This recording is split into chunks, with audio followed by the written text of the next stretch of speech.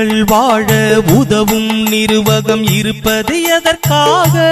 தோழா, சேவைகள் அதற்காக. மக்கள் வாழ உதவும் நிர்வாகம் இருப்பது எதற்காக? தோழா, சேவைகள். வணக்கம். 19ஆம் திகதி ஆனி மாதம் 2024ஆம் ஆண்டு.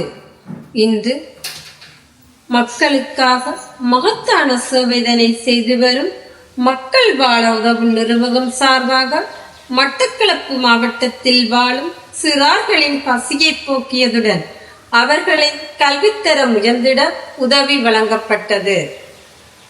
நன்றி. அதற்காக உதவிகள் செய்வதை உன்னத நோக்கமாய் கொண்டது எதற்காக? உறவுகள் அனைவரும் உன்னதமாக வாழணும் அதற்காக. மக்கள் வாழ உதவும் நிர்வாகம் இருப்பது எதற்காக? தோழா, சேவைகள் அதற்காக.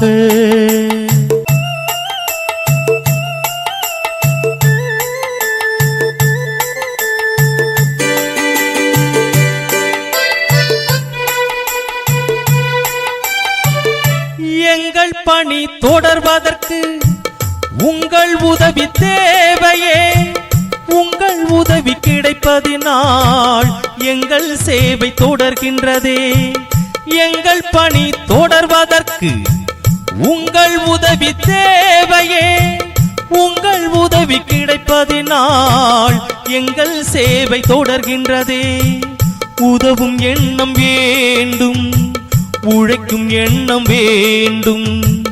அதில் தானே தெய்வத்தின் அருளும் வந்து சேரும்.